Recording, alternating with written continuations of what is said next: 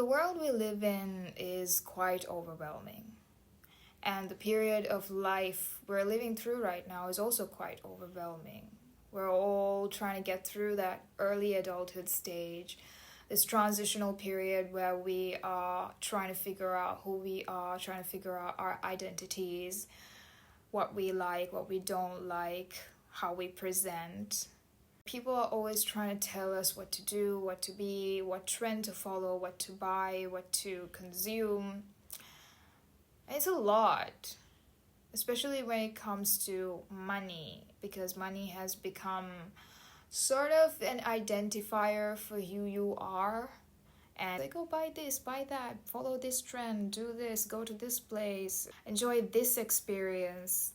And all of it costs money, of course. And because everyone's doing it, you want to do it too. You don't want to be left out. So it's kind of hard to balance all of that. But here's the thing, right? When you feel that way, when things get overwhelming, when you're like, oh, I need this, I should do this, you shouldn't really do anything. You don't have to. So I think the best antidote to when you've just been scrolling through socials, when you've been like watching TikToks and doom scrolling and staying in and bed rotting, is just going out and touching grass. Just go out and touch grass. Do that. Yeah. And just reconnect with yourself, practice mindfulness, learn to calm down, and do things that are good for your own mental health.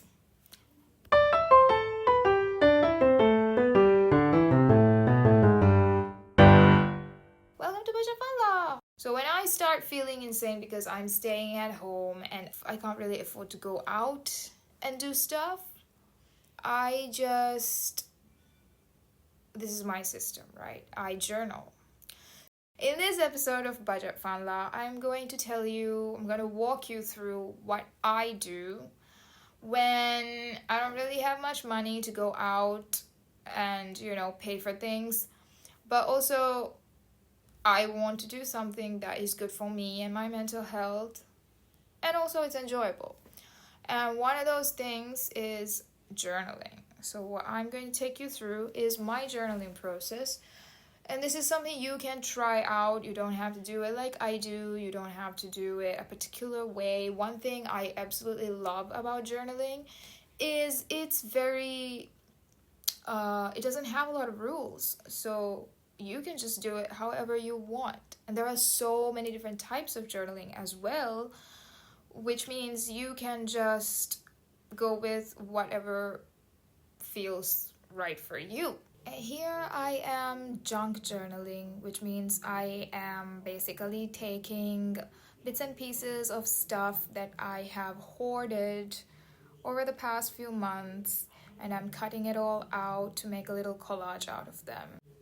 You can just cut up whatever you want, paste it however you like, just as long as you're having fun, pretty much, right?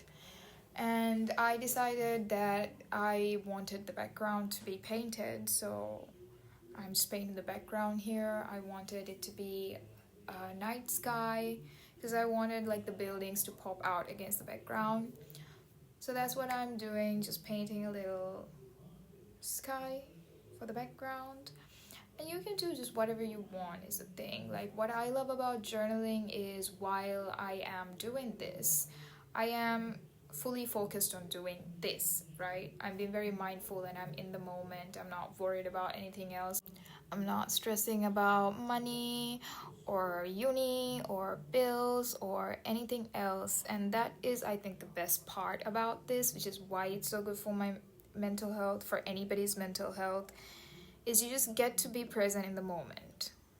I think so often we get caught up with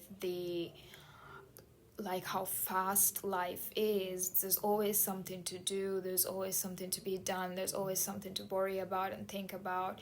So we don't really allow ourselves a moment to calm down and sit down and just be with ourselves, do something that will create instead of consume. And That's why it's so important to take time out of your week. At least once a week, I try to do this.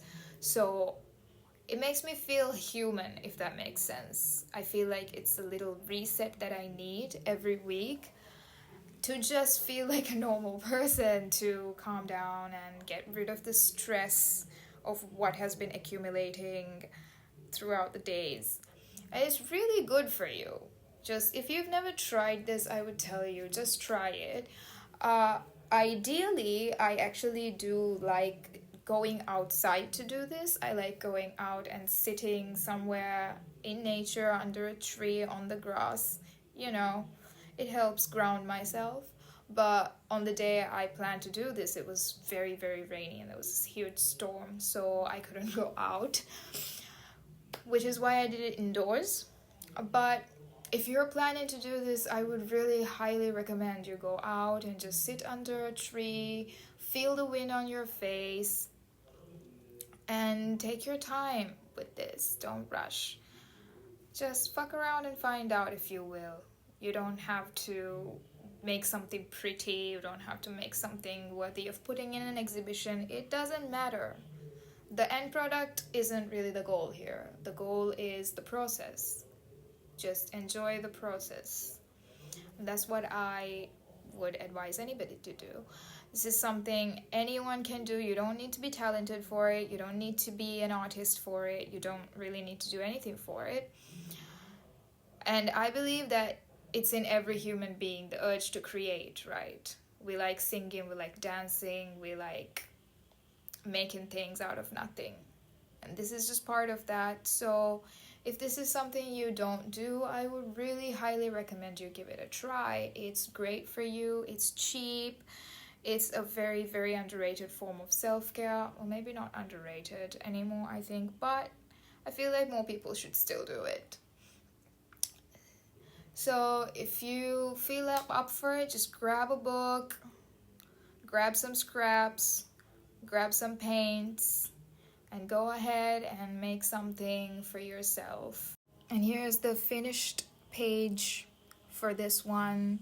It's just a bunch of like buildings and plants, and then I put this quote that I really aspire to live by. So there you go.